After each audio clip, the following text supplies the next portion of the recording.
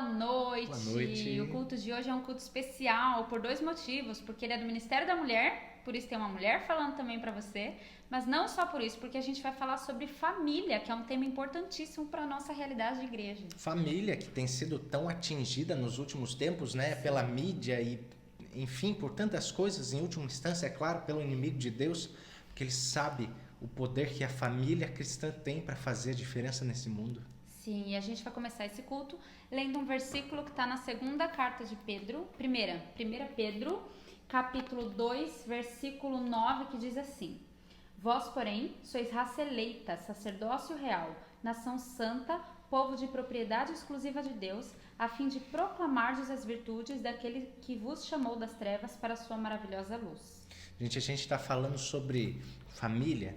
A gente tem que entender assim, ó, família toda foi chamada por Deus para fazer a diferença, todo mundo junto, raça eleita, né? Escolhido pelo Senhor. Mas quando a gente fala sobre esse assunto especial, é impossível nós não tratarmos sobre a questão do casal também. Por quê? Porque a base das famílias em geral acabam sendo realmente fundadas por um casal que um dia se uniu, que juntos tiveram seus filhos e talvez chegaram até o momento onde os filhos tiveram seus netos. É importante que esse relacionamento, tanto na parte pessoal quanto na parte espiritual, possa estar sendo bem cuidados. Por quê? Porque se existem desajustes nessa relação conjugal, existem algumas bênçãos que acabam até mesmo sendo retidas. Infelizmente, algumas bênçãos acabam não podendo ser colhidas por famílias que descuidam com esse relacionamento tão importante, né? Exatamente. Se a gente ver ali bem no comecinho do versículo que foi lido, né? Começa falando assim, ó: Vós, porém, sois raça eleita, sacerdócio real, nação santa. O que é esse sacerdócio real? No antigo Israel, tinham as 12 tribos e Deus escolheu uma tribo específica, que era a tribo de Levi, e a função dessa tribo era ali abençoar as outras tribos, ou seja, era fazer essa ligação entre o povo e Deus. Eles eram responsáveis pelos sacrifícios, pelas ofertas, pelas orações do povo. Eles intercediam a Deus pelo povo e eles faziam essa ligação. Não que o povo não pudesse por si só ter uma ligação direta com Deus, mas eles estavam ali para fazer esse papel. Hoje, a sua família, a minha família, é também escolhida por Deus, foi escolhida por Deus para nós abençoarmos, para nós termos essa ligação direta com Deus. Deus também faz de nós esse instrumento de ligação para orar, para estarmos juntos, para louvarmos a Deus, para crescermos na nossa fé e um fortalecer o outro também. Mas para que a gente consiga fazer a diferença, a gente precisa estar atento a algumas coisas. A gente começou essa mensagem falando que a família tem sido tão atingida, né? Existem algumas coisas que a gente precisa cuidar para que a família esteja sendo fortalecida, né? Proteger esse círculo sagrado da família. Como é que eu posso fazer para cuidar do meu ambiente doméstico familiar? A primeira coisa que a gente ressalta aqui é a importância da comunicação. Comunicação precisa ser aberta. O que isso quer dizer? Significa que vocês precisam ter liberdade para se expressar dentro de casa. Sabe que existem alguns lares, alguns lugares onde as pessoas sentem medo de se comunicar uns com os outros, de falar sobre aquilo que está acontecendo. Por quê? Porque às vezes é medo de represália, às vezes o medo de falar alguma coisa e ser mal interpretado, ou o cônjuge ou o pai acabar explodindo, estourando. Né? Na vida da família cristã não pode ter espaço para essas coisas, né? Todo mundo precisa ter espaço para se comunicar, para falar. Por quê? Porque existem duas coisas importantíssimas aí que a gente acaba recebendo através da comunicação. A primeira delas é atenção, né? É impossível nós transmitirmos ou demonstrarmos atenção para os nossos familiares se a gente não se comunica. Precisa ter conversa, precisa ter diálogo, precisa ter troca. Mas a gente também entende que através do diálogo as necessidades são supridas. Imagina se eu estou precisando de alguma coisa e eu não falo para Carol, ela não tem como adivinhar, não tem como entrar na minha mente e saber das minhas necessidades. Do mesmo jeito, se um filho está precisando de alguma coisa e não comunicar para o pai, não falar para o pai ou não falar para a mãe: mãe, estou com fome, né? Vamos levar para algo muito simples. Se não falar, dificilmente a mãe vai ter consciência disso, por quê? Porque até que haja uma manifestação, pensa que está tudo certo, está tudo ok. Sim, não comunica, né? Eu sempre falo para os meus alunos que eu ainda não sei adivinhar as coisas. A gente tem que comunicar, né? Outro ponto importante, além da comunicação, é desenvolver uma cultura do lar. O que é essa cultura do lar? Eu vou ler uma citação agora que está no livro Olhando para o Alto, página 23, que diz assim: a família cujos membros amam a Deus e uns aos outros, que não se deixam provocar, são longânimos, pacientes e bondosos. Os membros reconhecem ser parte da companhia do céu. São ensinados pelas leis da mútua dependência a afirmar-se no grande cabeça da igreja, que é Cristo. Se um dos membros de tal família sofre, todos os demais sofrem. O sofrimento de um instila sofrimento nos outros. E aí continua aqui dizendo, mas essa era a parte que eu queria ler para poder falar sobre essa cultura do lar. Traduzindo, o que isso deveria ser? A união da família, a união dos membros da família. Porque se não há união, não há lar. A comunicação é muito importante. Mas a comunicação em si tem que ser aquela comunicação, sabe quando um olha para o outro assim, já sabe o que o outro está querendo dizer? Esse tipo de união, quando um sofre, o outro entende a dor do outro. Quando um se alegra, todos comemoram juntos, porque todos se alegram pelo mesmo motivo. Tem que haver essa compreensão, essa ajuda à multa. Se um cai, o outro ajuda a levantar. Se um tem medo, tem um problema, todos trabalham em prol daquilo ali. Isso é uma família unida, isso é uma cultura dentro de casa, cultura familiar. Sem isso, principalmente os filhos, eles vão procurar essa cultura fora. Eles vão procurar ajuda fora, eles vão procurar segurança fora.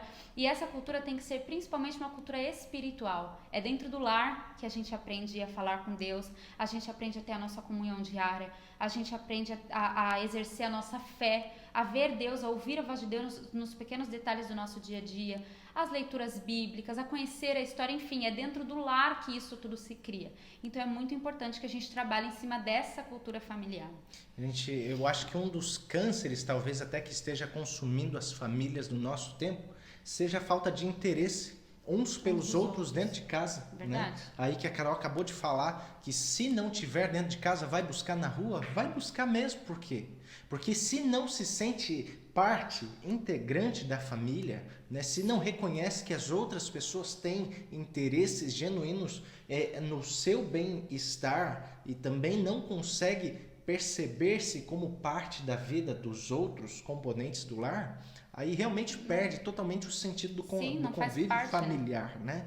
Então os membros precisam, e aí é o terceiro ponto que a gente fala aqui, os membros precisam entender que são parte, que são prioridade, né? Que são amados e que também podem expressar livremente o seu amor aí. E a gente percebe que algumas famílias ao longo dos últimos tempos vêm se desmoronando, se desintegrando, por quê? Porque falta interesse uns nos outros, né? Quer transformar a realidade do seu lar, quer fazer da sua casa um ambiente diferente, puxa, se interessa pela vida do seu cônjuge, se interessa pela vida dos seus filhos, e seus filhos também, ou aqueles que estão assistindo, né? Precisamos ter a consciência de que a gente precisa participar deste meio e desse ambiente. Nós somos livres para sermos amados e para amarmos também. O problema é que tem muita coisa hoje que está concorrendo com essa questão da valorização da família, né? Aí eu falo sobre redes sociais, não falo só sobre rede social para o jovem, né? Porque às vezes se acusa tanto o adolescente, o jovem, porque está na rede social, né? Mas a gente vai percebendo que muitos adultos hoje têm passado horas a fio no telefone, né? No celular, é o WhatsApp, é Facebook, e fica preso dentro daquele ambiente. Aonde que fica o tempo para a valorização da família? Deixa de existir. Às vezes, até a questão do futebol, não estou dizendo que não pode, né? Mas o pai da família, que geralmente é mais interessado, ou o filho, né?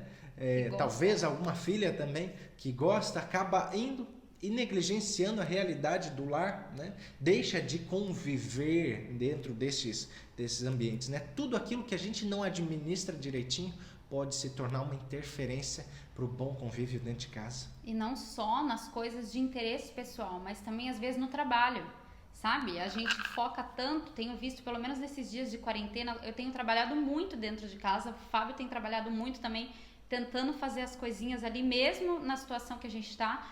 E às vezes não sobra tempo, e a gente fala assim, né? Nossa, que correria que tá, mas é importante, mesmo nesse momento, seja seu trabalho, você focar nas coisas que os outros gostam também. Hoje tem muita gente que olha só pro próprio umbigo, né? Que se interessa só pelas suas coisas. Não aprende a olhar o outro. Eu pensei num exemplo, vou dar um exemplo seu, tá? Um exemplo simples que eu pensei aqui, mas uma coisa boba. Mas o Fábio cresceu dentro de uma oficina. E ele se interessa por isso, porque é uma coisa que ele gosta muito.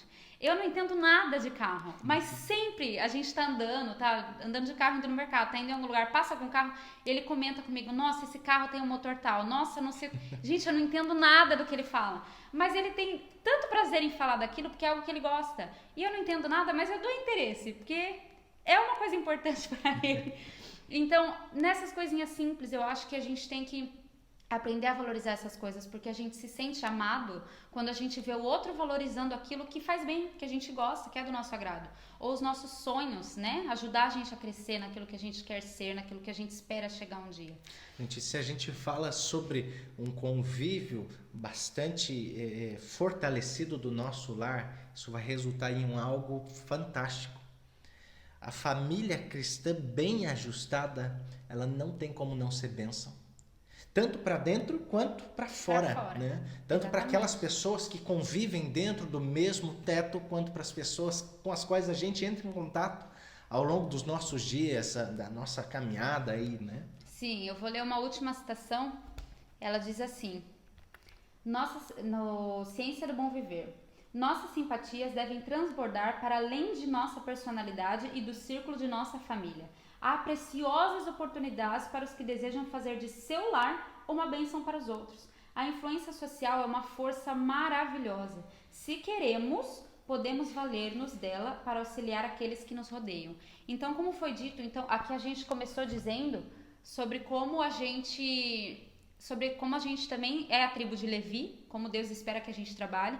Falamos sobre pontos importantes para unir a nossa própria família para ser bênção dentro de casa, como a comunicação, o interesse, a cultura familiar. E agora eu termino falando sobre como Deus também espera que nós abençoemos. A tribo de Levi, eles cuidavam dos seus e também dos outros. E Deus espera que a gente cuide dos nossos, mas que a nossa família não guarde essas bênçãos só para nós, guarde assim, né? Mas que transborde isso para os outros. Como o versículo que a gente leu no início também, ele começa falando que nós somos a raça eleita, o sacerdócio e tal, mas ela depois termina falando assim, ó, a fim de proclamardes as virtudes daqueles que vos chamou. O que é proclamar? É falar, é pregar, é transbordar essas bênçãos. A nossa família tem que ser esse caminho de bênção para os outros também. Gente, eu digo para vocês, Deus escolheu a nossa família. Deus escolheu a nossa família para que ela possa fazer a diferença. Deus escolheu a tua família para que ela possa ser bênção. A gente precisa aprender a se sentir honrado com esse chamado, a se sentir feliz e a trabalhar para que ele se cumpra também dentro da nossa casa. Né? Eu acho que essa é a oração que a gente tem que fazer hoje. Senhor, faz da minha família um instrumento de bênçãos. Senhor, me dá sabedoria para que eu cuide da minha família de uma maneira que ela venha se tornar a bênção que o Senhor espera. Vamos orar junto? Quer orar pra gente? Posso orar. Senhor nosso Deus, nosso Pai, a gente te agradece por tudo que o Senhor é e por tudo que o Senhor tem feito por nós até aqui, Senhor. Amém. Agradecemos porque a gente entende, a gente sabe que o Senhor escolheu a nossa família, escolheu os nossos pais, escolheu o nosso cônjuge, escolheu também os filhos, que o Senhor tem reservado grandes bênçãos para cada uma das tuas famílias, Pai. E a gente pede que o Senhor nos use, que o Senhor nos capacite para sermos bênção dentro da nossa casa para os nossos queridos. Amém. Que a gente saiba cuidar dos nossos, que a gente saiba amar, que a gente saiba mostrar o teu amor através dos nossos atos, das nossas palavras, das nossas atitudes no dia a dia, Pai. Que o nosso lar seja de fato um pedacinho do céu aqui na terra. Amém. E a gente pede além, Senhor, que o Senhor faça de nós instrumentos, que o Senhor nos capacite, que nos ensine a transbordar do teu amor, a transbordar as tuas bênçãos, Pai, para que a nossa família seja um instrumento para abençoar aqueles que estão ao nosso redor. Amém. Que a gente aprenda a cada dia a fazer a tua vontade, viver a tua vontade, Pai, para que o nosso pedacinho do céu se transforme em pedaços maiores. Amém. Chegando também em outros lares. Amém. Continue conosco, continue cuidando de cada um de nós, a gente pede, Pai, nesses dias tão difíceis. Protege a gente, Senhor. É o que a gente pede e agradece em nome de Jesus. Amém. Amém. Que Deus abençoe a você, abençoe a sua família também e a gente continua nessa caminhada especial, caminhada espiritual, não sozinhos, mas com a nossa família rumo Ao céu. ao céu. Amém. Deus te abençoe.